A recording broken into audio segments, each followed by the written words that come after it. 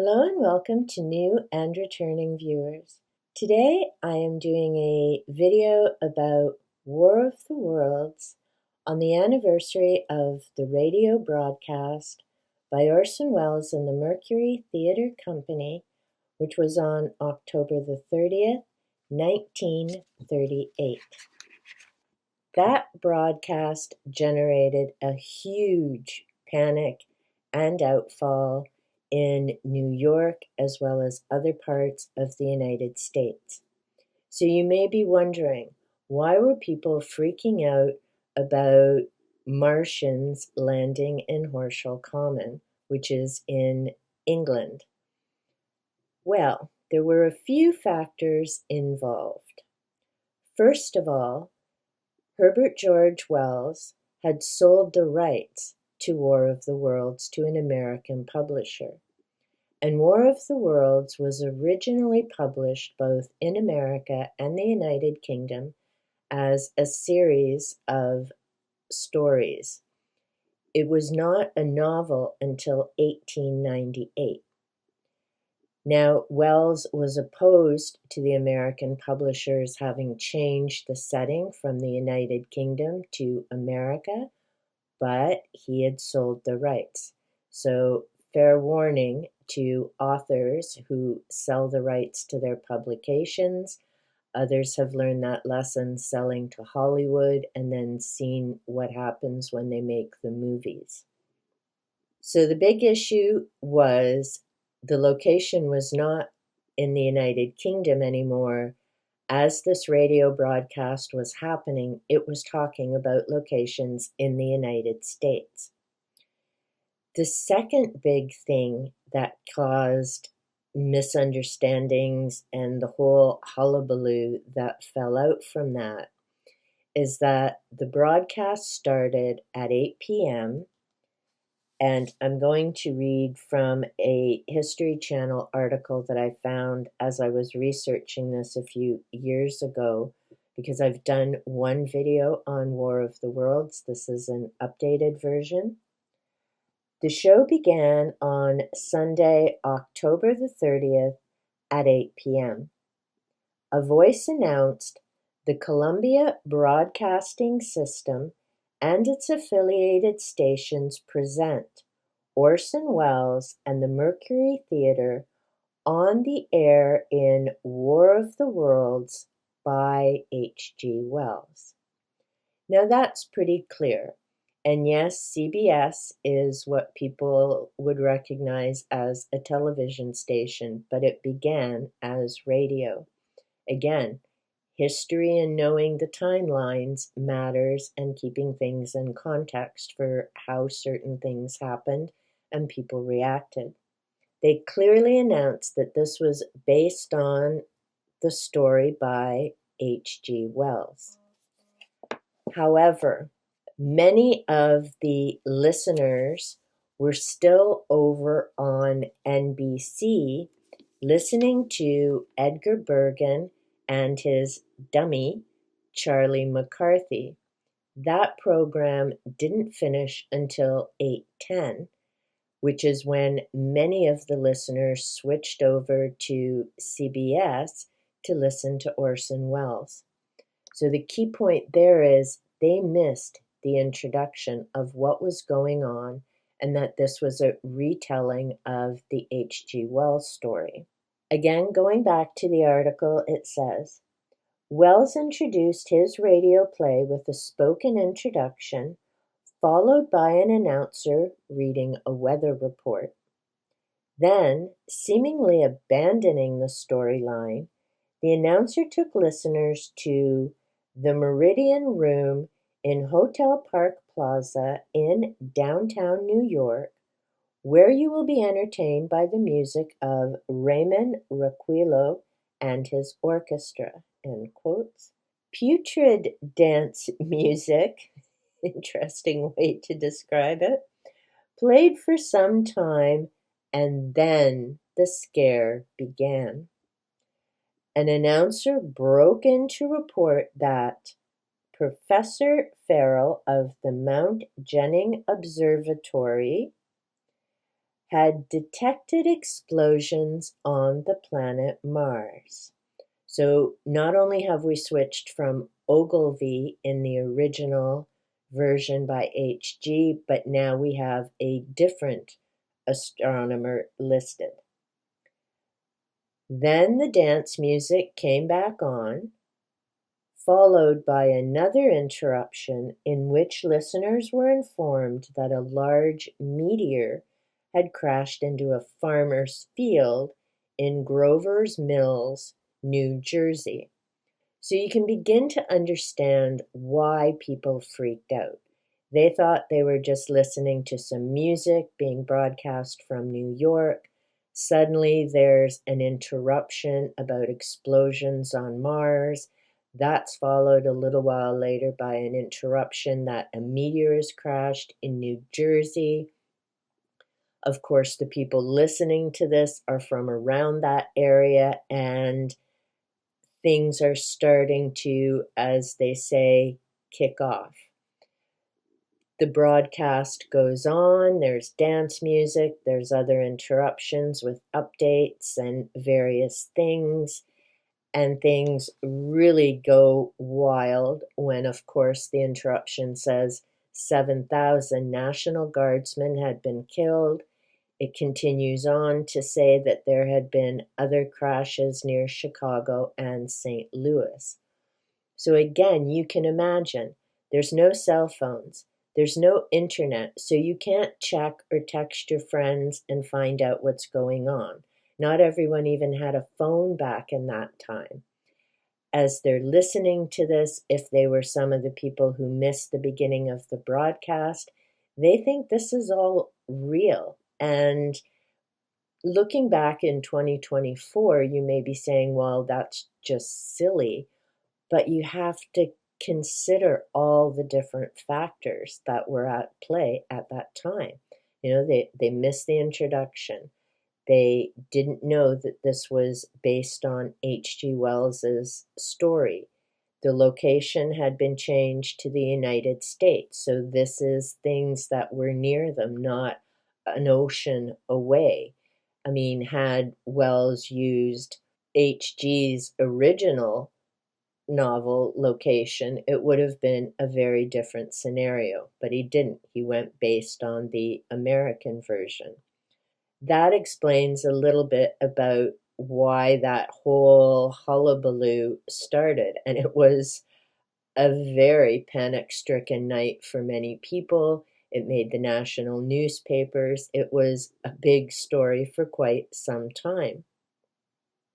The fallout from all of this is that the Federal Communications Commission looked into the situation because there were a number of complaints. There had been a lot of things happening during that evening as people were panicking and freaking out. The decision of the commission is that no laws were broken. After all, they did at the beginning of the program announce that it was based on H.G. Wells' War of the Worlds. Unfortunately, because of the timing between the start and the end of programs on CBS and NBC, some people missed that introduction. The decision made by the networks after that is that they would be more careful about content and what they were allowing to be broadcast and the manner that that would happen. For me, that is very noteworthy, especially in 2024, certainly the years leading up to 2024, as we have all seen some of the stuff out on social media, TV programs, streaming, wherever you get your stuff. And they all seem to have forgotten what happened on that evening in 1938 and the impact of what was, yes, a retelling of a science fiction story, but had real world major consequences for a number of people. I'm bringing that up because in this world, there have been a number of other situations, and yet no one seems to be addressing it or standing up or taking responsibility for it. So things like the Blair Witch Project. It is not an actual documentary. There is no Blair Witch. But there are people out there who think that it is real.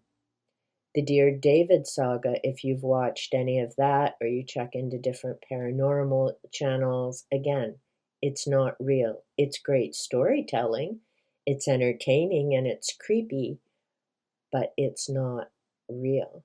Slender Man, yet another one. And I believe someone mentioned Slender Man started on creepypasta. I'll be honest, I don't know what creepypasta is.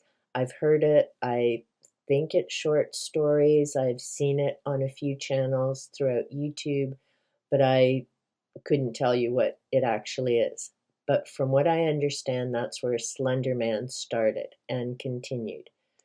And again, Slender Man is not real, was never meant to be real, and yet there was a very horrific crime committed by two teenagers who were convinced that Slender Man was real, had tried to make a sacrifice of another teen in order to appease Slender Man. I mean, it's just horrific. I am not saying don't produce videos or content or anything like that because you don't know who's watching, their frame of mind, or what else is going on in their day when they come across your content. There is only so much that you can personally do. But I am saying, and perhaps because I've watched paranormal channels and watched so many people sadly taken in, if you're generating something that is for entertainment only, then please tell people that it is entertainment only. I get that for some people the kick is not admitting that, and it goes along and it gets creepy, but just tell people whether you've done your research and fact checking, and if you haven't, then don't put it out there like it's facts. If it's entertainment only, then tell people it's entertainment only. I mean, step up and take some responsibility. And that goes to the people who run these platforms as well. And there's a reason why there are guidelines and some rules. And I understand there are people who think there shouldn't be any. But again, it's going out to anybody and everybody, and you don't know at the end of the day the impact that that's having on someone. So personally, I think there needs to be some rules and guidelines for a reason, because without them, you have utter chaos. And we've already seen in the news what that looks like over the last few years. But back to H.G. Wells. Now, the author himself, Herbert George Wells, was born in 1866.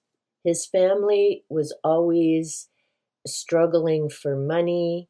Poverty was a reality in their everyday world. He was not able to get an education. H.G. certainly did understand the importance of learning and reading, and it was because of his love of reading, and he would read everything he could get his hands on, that he educated himself, essentially. Now, lucky for him, he also received a scholarship and he was able to go to university. He graduated and became a science teacher. In fact, his first published work is a textbook of biology. So it's no surprise that he was certainly an excellent science fiction writer. After all, his background was indeed science. The irony to that is one of the criticisms by Jules Verne is that Wells's work wasn't scientifically accurate. And Wells wasn't going for accuracy. He was just wanting to write a great story, and he wrote several of them. His first published novel, The Time Machine, was an instant success, and if you've read it, you could certainly understand why. It's a fascinating story. War of the Worlds, again, I mean, we're still talking about this work in 2024. That in itself speaks to the quality of his work. As far as the person himself, Wells was dedicated to social equality and world peace. He really did believe in humanity being able to move forward and achieve great things. After World War I, he was a bit shaken by those opportunities, and he believed that human progress would only happen through knowledge and education. And again, I'm stressing that education part because one, for myself, growing up on a farm, I knew my best opportunity was to get an education and a job and be able to support myself. I never took education for granted. And it does boggle my mind, the hundreds in this province who take that for granted every single day. In terms of a work ethic, yes, Wells certainly had one. He had begun work at the age of 14. I have him beat there. I started at 12, but then, as I said, I grew up on a farm, so I didn't have to look for a job. The job was there for me. However, unlike Wells, I went on to do a variety of different jobs in social services, in education, as well as for a number of years manual labor. But Wells dedicated over 50 years of his life to writing. On average, he wrote 3 books a year, and each book went through several drafts. Now, I want you to think about that for a moment because this is in the 1800s. There are no computers. So it isn't just that he was sitting in front of a keyboard typing or dictating his work and going back with spell checker or grammar checker. He was doing all of this himself, and that is massive. So yes, Stephen King can pound out dozens of books, but he also has the benefit of technology to help him with that. I really want people to stop and think about that and appreciate just how much it took these classical writers to produce something. How many people in this day and age, 2024, could knock out 3 novels a year plus drafts, not with technology? And I'm willing to bet that answer would be not very many. So I'm not knocking technology or the authors who use it. I think it's wonderful. But I really do want people to stop and consider what the classical authors went through to produce their work and how amazing it is that we still have access to that today. And I'm certainly glad that we still have War of the Worlds and so many others available. Another thing that I do want to mention about H.G. Wells is that after World War II, he was utterly crushed by any hope for humanity. World War I had already shaken him. World War II is pretty much where he started to give up on humanity ever being able to come together and coexist peacefully. Which is interesting because unlike Claude M. Bristol, who wrote The Magic of Believing, and I've done a video about this before, I do need to update it. Claude actually served during the war, but his book, The Magic of Believing, was published in 1948, and it's about believing in yourself, achieving your goals, not giving up, and staying positive and moving forward, no matter what it is that you end up having to face. Always keep your eye on your long-term goal. H.G. Wells, on the other hand, did not serve in the war, so he hadn't seen the horrors or experienced things that Claude had, but just the knowledge of the wars and what was happening had shaken his faith in humanity. To put things into context, World War I happened July 28th, 1914 to November the 11th, 1918. The radio broadcast of War of the Worlds was on October the 30th, 1938. Just 11 months after that broadcast, World War II began on September the 1st, 1939, and that lasted until September the 2nd, 1945. Again, history matters. Putting things into context at the time of the events or at the time of the stories matters. And we need to keep history clean, clear, not rewriting what people wish history had been or what it looked like, but keeping the facts straight. Another point that came up in one of the Britannica articles that I read is the main takeaway from War of the Worlds is how humans treat other life on our planet. In other words, the story is about these beings coming from Mars, and of course they're described as much smarter than we are and more capable than we are, and they come in, generate destruction, and they're just here to take over the world with little consequence or care of what they're doing to humanity. And for Wells, that was very similar to what humans do when they're looking through a microscope at other things, or even just looking around the world and how they treat animals and other life on this planet. It's something I hadn't actually considered, although I've read the story, I've seen the movies. It wasn't until I read that point in Britannica that I thought, yeah, that really does speak to how humans really should stop and think about what they're doing in terms of the life around them, not just their fellow humans, but all life.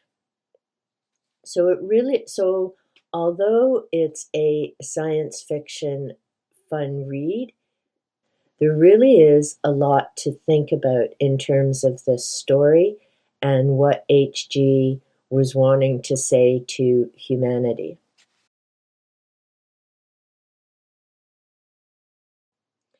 In 1978, The War of the Worlds became a musical thanks to Jeff Wayne.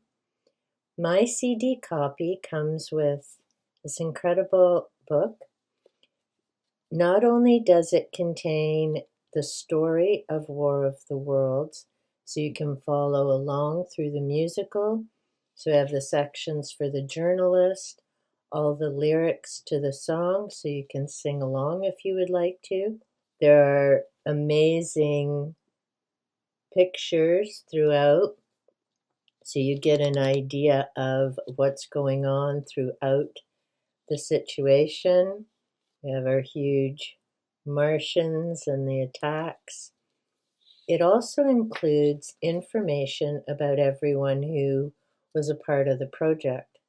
So Richard Burton was the journalist and narrator of the story. I mean, he has the perfect voice for it, much like Dead Cold, Mark, whose channel I enjoy and I was honored to have on my live stream several weeks ago, is just such a perfect fit. Both Richard and Mark have these great storytelling voices.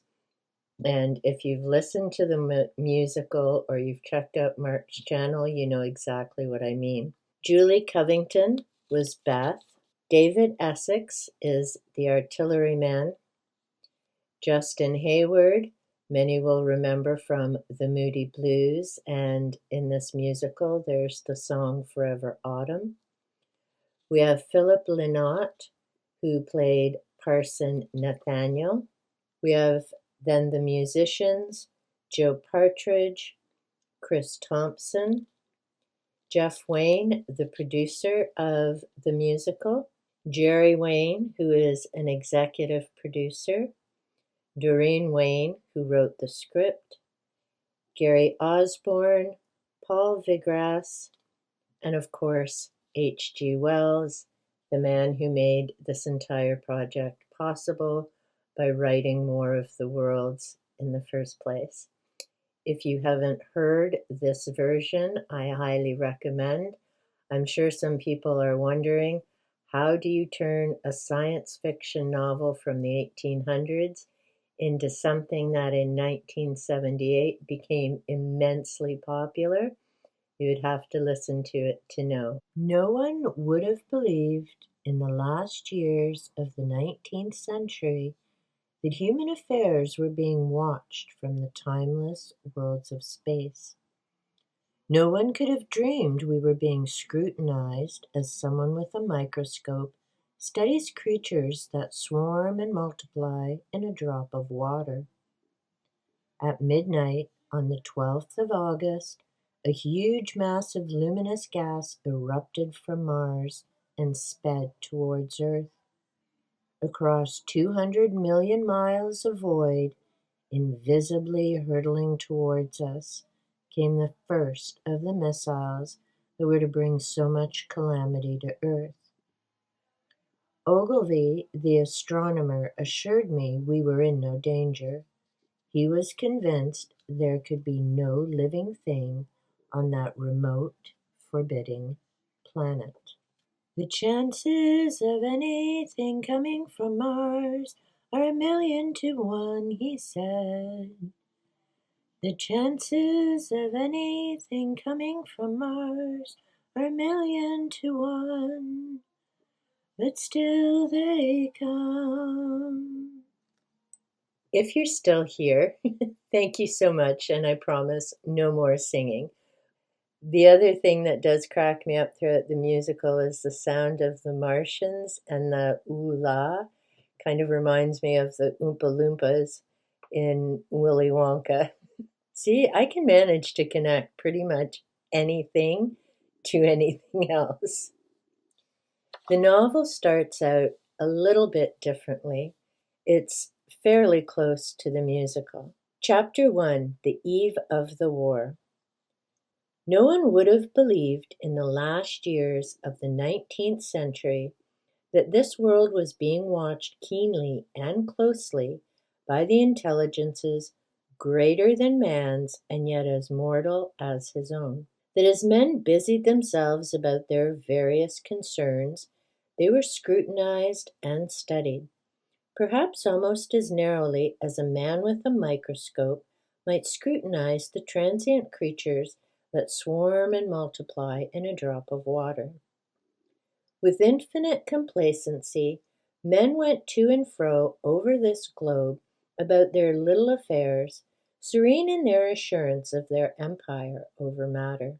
It is possible that the infusoria under the microscope do the same. No one gave a thought to the older worlds of space as sources of human danger, or thought of them only to dismiss the idea of life upon them as impossible or improbable. It's curious to recall some of the mental habits of those departed days. At most, terrestrial men fancied there might be other men upon Mars, perhaps inferior to themselves, and ready to welcome a missionary enterprise. Yet across the gulf of space, minds that are to our minds as are to those of the beasts that perish, intellects vast and cool and unsympathetic, regarded this earth with envious eyes, and slowly and surely drew their plans against us. And early in the 20th century came the great disillusionment. So in the beginning of the novel, we certainly get a sense of Wells comparing humanity to the insects and animals that humans study. He describes the Martians as far more intelligent, looking at Earth with envious eyes, and not really having a regard for what was already living there. And he's commenting about how humans sadly do the same with the life forms on a planet that we share. Another difference between the two versions is that in the novel, our narrator is married.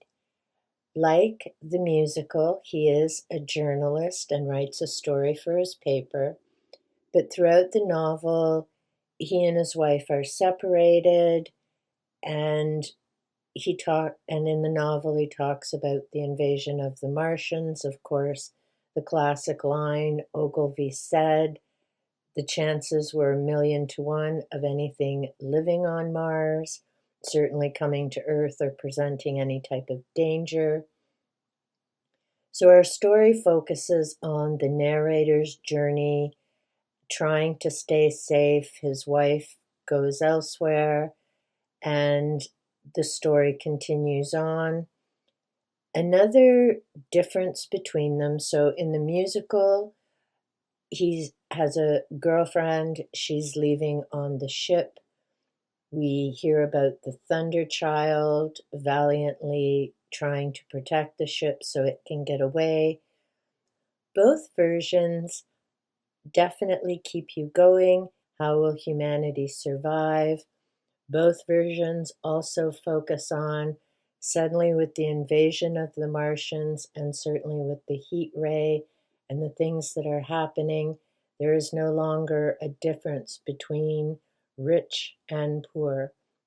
Everyone is facing the same ordeal. Humans are all walking together side by side, the rich and the poor, and there is no difference. They're all just trying to get to somewhere to be safe and survive whatever is going on. And of course, there's the descriptions of the military trying to protect humanity and the Martians just completely annihilating them. So, of course, the big question is, how are humans going to survive? And are they going to survive by the end of this story? I'm not going to give it away because I'm really not into giving spoilers. If you've read it, you already know how things manage to turn out. The difference between the musical and the novel, the musical ends and it's much more ominous of what's potentially happened. Of course, by the time the musical was done, there was technology and space exploration, so that explains some of the differences. In the novel, the ending and I guess the one spoiler I will give away is our narrator is commenting on humanity and the changes. And wasn't it shocking that when this first started, everyone was just going about their day like it was no big deal and all the things that people take for granted. And yet, after this whole experience, that entire viewpoint has changed. People are more appreciative of what they have and the gift of each day. And they're still left with that question, could this potentially happen again in the future? Let me know in the comments down below. Have you read H.G. Wells' War of the World? If not, I highly recommend. Have you listened to the musical by Jeff Wayne? Have you seen any of the War of the Worlds movies? And if so, what is your favorite telling of the story? The novel, the musical, or the movies? Personally, I enjoy the musical. It's just a great experience between the narration and the songs, but I also very much enjoy the read by H.G. Wells. The movies are okay, but I'm happy with just these two, quite frankly. I hope you enjoyed this special about H.G. Wells's The War of the Worlds. Let me know in the comments down below if you enjoyed this format of taking a deeper dive into The War of the Worlds. Is there a particular book you would like me to cover and take a deeper look at in terms of the author and the story itself?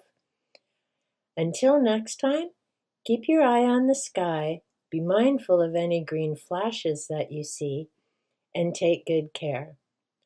Also, to those who celebrate, have a safe and happy Halloween. For those who celebrate Samhain and follow the Celtic year, Happy New Year.